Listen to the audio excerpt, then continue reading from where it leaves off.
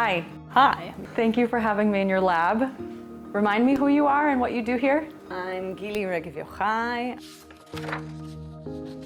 I'm the director of the Infection Prevention and Control Unit at the Sheba Medical Center and the director of the Sheba Pandemic Preparedness Research Institute, the SPRI. Tell me a little bit about your research and what you do here. Right now, what we're working on is we have established, as you may know, the Sheba healthcare worker cohort. And just at the beginning of the pandemic, I came actually to Professor Kreis and I said, we really need to follow a cohort, specifically after the vaccination was starting to roll out. And I said, you know, there's a lot of clinical studies, clinical trials, we need to see what's happening in the real world. He said, okay, what do you need? And I said, I want to recruit about 1,000 healthcare workers so I can follow them and see how their immune response to the vaccine, how well is the vaccine effectiveness, is it as effective as we were told by the pharmaceutical companies? And he said, well, why do you need 1,000? Recruit everybody. And that was really like the green light that I got to let's see what is happening. And indeed, we recruited. Right now, we have around 9,000 healthcare workers recruited to this study, whom we're following them monthly to see, and we take blood samples from them. And like these, right? Exactly like these. Yeah. These are some of the, just those from yesterday or today, this morning even. And we follow their serology on one hand, which is their antibody response to the vaccine, to infection if they've been infected. And as we know right now with the Omicron variant, many of the healthcare workers, as all of the population, has been infected. So we're following that, and we're also looking in for some of the healthcare workers, we're taking more blood, and we are looking at their cells, the B cells and T cells response, which will tell us much more. So when you're talking about the vaccine, which vaccine was that? Pfizer or Moderna, didn't matter which, or were you specifically measuring the response of one? So first of all, in Israel, the nearly only vaccine that was initially rolled out was the Pfizer vaccine. So all of our healthcare workers actually received 3 doses of the Pfizer vaccine. We had a small group who got the Moderna as a 3rd dose, and we're following them, but that's a very small group. And we have then established for the 4th vaccine dose a clinical trial sponsored and funded by Sheba again, where we followed people who got the 4th dose as Moderna and the 4th dose as Pfizer, and we're following them as well. That's one vaccine that we have clinical trials with, and we have now a sponsored Pfizer trial, which we are nearly ending, of the Bivalent vaccine, which is an Omicron together with a wild type. And we have just started another trial with a Moderna Bivalent vaccine, also Omicron and wild type. And we've just started that. We now recruited already nearly almost 100 people to that, and we'll follow them for half a year. So can you break down what a bivalent vaccine is? We've been hearing that word a lot in the news lately. What does it mean actually? Right, so the initial original vaccine, the mRNA vaccine, was constructed on the mRNA of the wild type, of the original Wuhan strain, which was responsible for the 1st and 2nd surges, but since then, as we know, we have a lot of variants of that. A lot of mutations happen. And we know that currently the original vaccine is slightly less effective if even we look at the Delta variant, and much more less effective for the Omicron variants. And we now know that we have several variants of Omicron. We have BA1 and BA2 and BA4 and BA5. So for that, we understand that we need more than just the wild type vaccine. And what the companies did was look at, do we need just an Omicron vaccine? So take just the mRNA of an Omicron and try to give that as a vaccine. That was included in our Pfizer trial. But probably much more efficient is to take 2 of the variants. So half of the mRNA that is given is the mRNA of the original Wuhan and half of the Omicron. If we are putting in 30 micrograms, we'll put 15 of the original mRNA of the original strain, the wild type, and 15 micrograms of the new mRNA. Right now it's the Omicron and it's either BA1 or BA5. And you may ask, well, why do we need the original? I mean, the variants are evolving, why do we need that at all? So we know that if we look at the map, the genetic and maybe more so the immunological map of how do we respond to the different variants, it's better, we don't know what's coming next. It might be some kind of a Delta coming from India or something new coming from China or something coming from, I don't know where, the States or South America, and we don't know what is going to be the next variant. So we want something which will be wider and cover not just a single variant or a single group of variants, but a wider variety of variants, and that's why we need, and probably I would assume that we're going, if we're looking to the future, not just to bivalent, but maybe to multivalent vaccines. And you said a minute ago, BA2, BA3, with a smile on your face, as if you're like, yeah, there's a lot. How do you feel about that? How do scientists feel about that? There's so many, you don't know what's coming, right?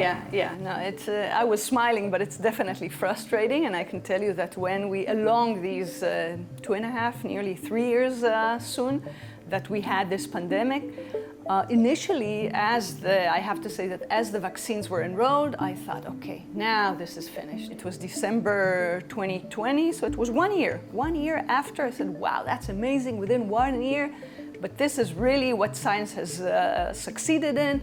We're gonna finish this. And then we started seeing that there's waning of the vaccine and 2 doses are not enough, so we gave the booster vaccine, and then we saw amazing, that was some of our important studies that were published were on that, showing the effect of a 3rd dose, showing how superior it is, how it actually should be part of the schedule, of the routine schedule of the vaccine. And once we understood that with this booster vaccine we're again reaching very high effectiveness, I thought, well, now it's over. Okay, so it took another half a year or another year, but now we understand, we know, and we're going to be over this. And then came Omicron, so again it was this disappointment. So now I think we understand more that, this pandemic is not over as soon. We are moving, hopefully, to a more endemic stage, from pandemic to endemic, but, it's gonna be here for probably many years. You just talked about the 4th dose. What about the 5th dose? That's the next question I think that's on most people's minds is, wow, how many times am I going to have to protect myself, and will these actually be efficacious for long periods of time or not? What do you have to say about that? So I think that we're getting, as I said, from pandemic to endemic, and whenever it's going to be endemic and we don't know what the next variant is, at least in the coming years, I suspect that we will need boosters. And it doesn't matter if it's 5th or 6th or whatever, we're going to need these boosters. And the question is whether it's going to be every 6 months. I don't think so. 8 months, 1 year. These are exactly the questions, and I don't think that we right now exactly know. This coming fall or winter, there will be the next bivalent booster, and I think that everybody who had at least 8 months away his last exposure, an exposure could be an infection. So somebody who knows he was infected 2 months ago, he doesn't need the vaccine now. He can wait. But somebody who didn't get either infected or vaccinated within the last 8 months or so, I definitely suggest and recommend him to get the booster vaccine. But again, we're not in the stage as we were before of the pandemic that, it's going to be urged to everybody to get it. Definitely, populations at risk need it. And for the younger population, I would definitely recommend somebody who had it long enough time ago, meaning like something like 8 months, to get the vaccine, because it's not a nice infection, and we know it's worse than a flu. And for flu, at least me as a healthcare worker, I do go and get vaccinated every year. So now I'll need 2 vaccines, and hopefully maybe someday we'll be able to give them together, and I don't think it's so far away. To go back to the question of how a bivalent vaccine works, right? we have to understand what an mRNA vaccine is, and it's great because now basically that's the standard vaccine out there. It's the mRNA, not the adenovirus, not the attenuated, nothing. I don't know if it's a standard in Israel, and it's probably the best vaccine that we have. It's amazing because it's safer than any other vaccine. And I think it's going to, and now many of the companies are working on mRNA vaccines for herpes, for RSV, for CMV, a lot of developments I expect because of this really amazing breakthrough of understanding that we can use mRNA vaccines and how good they are. I'd love for you to just explain to us a little bit about one of the studies of the efficacy of the 4th dose versus the 3rd. Could you explain a little bit the findings from that study, why they're relevant, the importance of this untold hero, the antibody, right, that we've all been talking about for the last 3 years? So I'll say altogether that what we saw is that really there's a correlation between the antibody level, particularly the neutralizing antibodies, and the neutralizing antibodies are those that neutralize, with exactly that word, the pathogen. In what we're discussing now is, of course, the COVID. So we have some antibodies that just bind, and by binding they do a lot of other things, and some that really directly neutralize. And we understand that that's something very important. And I have to say that initially when we started looking at antibodies, a lot of people, also colleagues in my field, not at Chiba, but outside, would say, you know, what do you care about antibodies? You're doing too much of antibodies. There's also cellular immunity. Why are you asking people to check their antibodies? It doesn't make sense.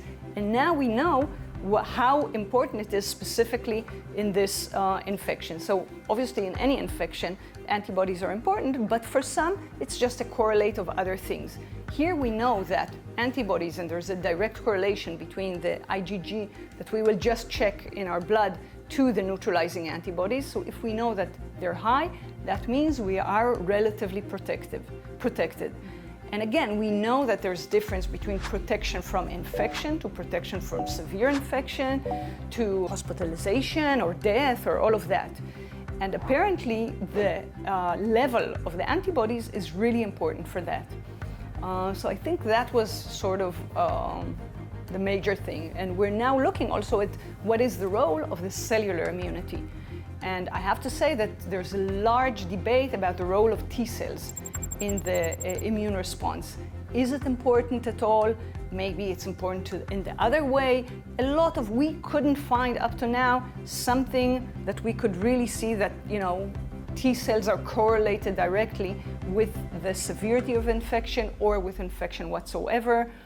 While B cells, we believe they have an important role because they are the memory cells which will, once you get again exposed, they will start evolving to produce antibodies as well. So, you know, it's a large field of where we're right now into, and that's actually part of what we're going to look into in the Pandemic Preparedness Research Institute. And maybe on that I will add a little bit.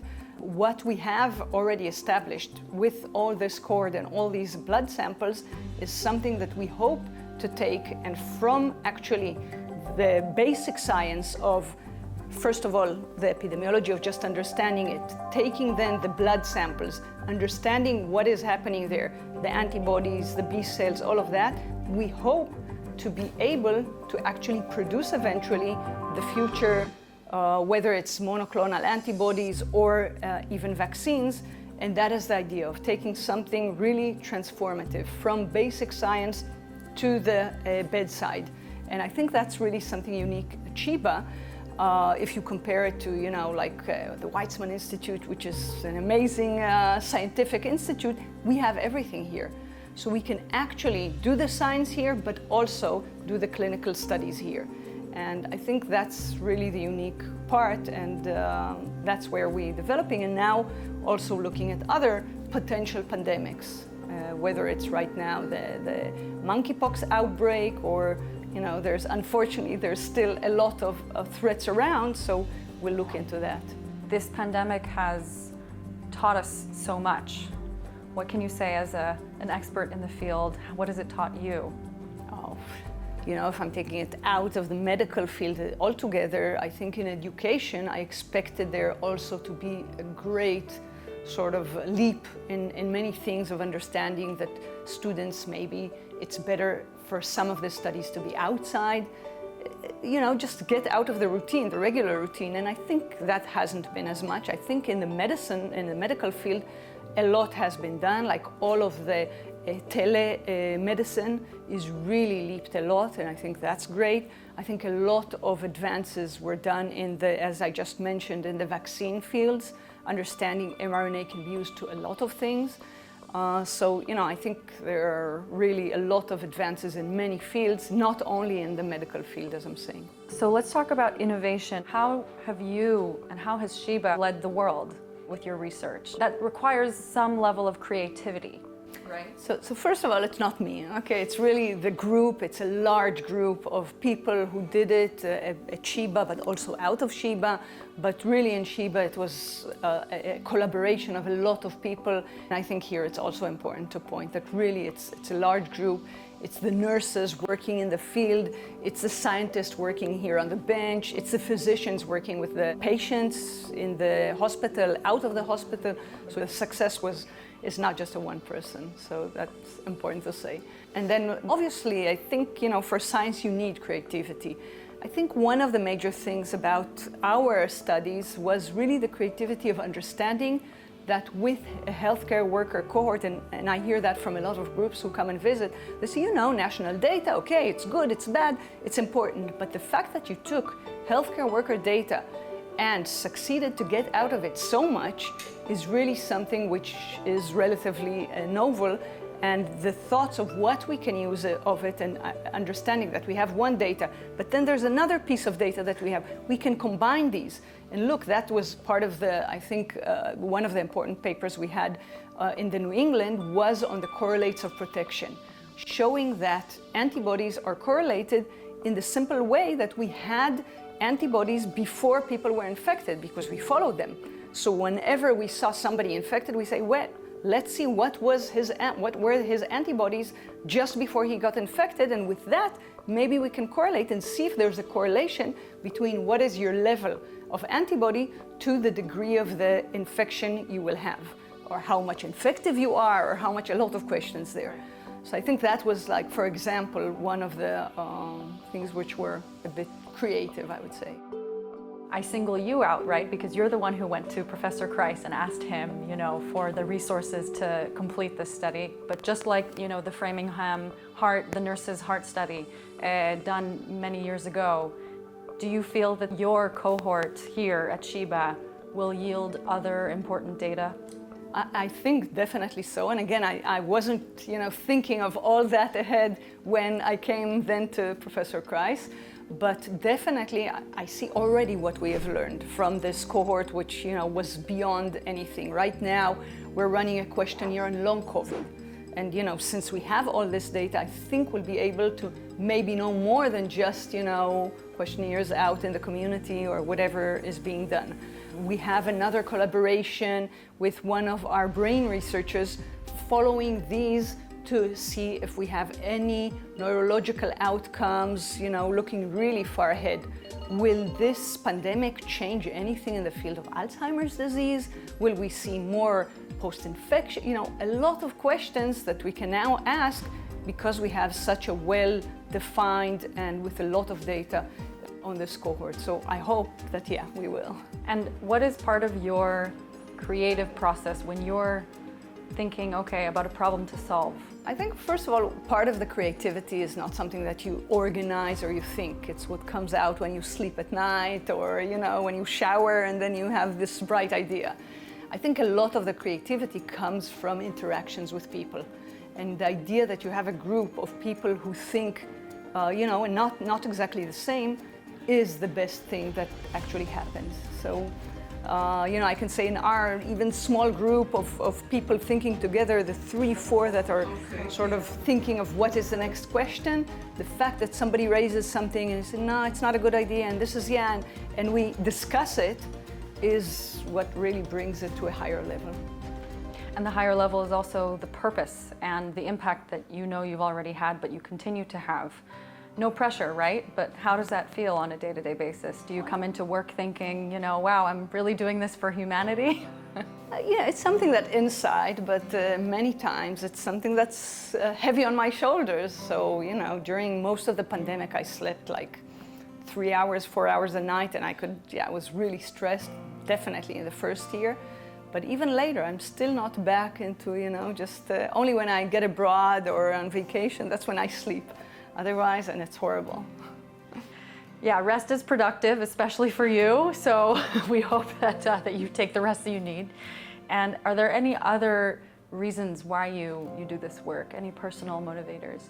The reason why I came into medicine is I feel really good when I know that I was able to help anybody. And if there's impact, not just even on a single patient, although that's really satisfactory. Many times, even during this pandemic, when I went to clinic and I just had one single patient go out and say, wow, you helped me so much, or whatever it was, I felt, wow, this is satisfactory, not less than the impact when you have on a large group of people, but still understanding that I can do anything to help anybody or a lot of people is something that, for me, it gives me a lot of satisfaction and a reason to live, or to do what I'm doing in science and in medicine. One of Sheba's primary reasons for existence is to serve the population of Israel, the region, all of its citizens, and a major part of that is coexistence here at Sheba. How does your work fit into that mission? How do you feel coexistence in your day-to-day life, research here at Sheba? I think I mentioned it before that the pandemic really led to that, because everybody all around in Sheba and out of Sheba was really working to let's do something together so we get over this. I think Israel, unfortunately, is very good in this because we are an emergency country, so we're well versed. Yeah, for these kind of emergencies, and once there's war, we're there. So now it's a war against a virus, but everybody was there. When you were a young medical student, did you ever dream or think of the impact that you are having today on the world? I think, 3 years ago, I wouldn't think that that's the place I would reach, really not. I mean, I wanted to be a physician. I know I have impact on my patients. I knew that I like epidemiology, and that was my research before, but I was in the field of bacteria, of Strep pneumoniae, of Staph aureus. There's a small impact. I'm a researcher, I have some good research, some not as good research, but that's what I do. And then all of a sudden came this pandemic, and it was pretty amazing. Some say that in chaos there is opportunity. I definitely agree. I think, and I think that people who really got over this pandemic were those who were really flexible and would know how to make this lemon into a lemonade and not just, go deep into depression. What is it? And I see it in every field you look, not just, again, in the medical field. Within the physicians, within other fields, whoever said, well, let's take it and cause this to be an opportunity and not just drop down to depression and what's happening and they're closing down, are the people who really succeeded to get over this and succeeded well altogether. And how do you transmit that? How are you trying, or if you are, to your students, to your coworkers? How do you get them excited? So I think, and I see it whenever I collaborate with anybody, if I see, and even not just collaboration, when I see a technician coming to repair my fridge at home, when somebody is enthusiastic about what they do, you feel it, and it's infectious. So, it gets to the surrounding of you, and I think that's the kind of students that I right now have around me, and the group that I have, So whoever really gets that, he's in it. I love that you use the word infectious. Anything else you want to add? Just really thank you, and I hope that even future pandemics will be much more prepared and then have much less loss of lives and disruption to the routine life, and we can hopefully learn a lot from this pandemic for future. And hopefully the world will learn from your institute as well. Thank you.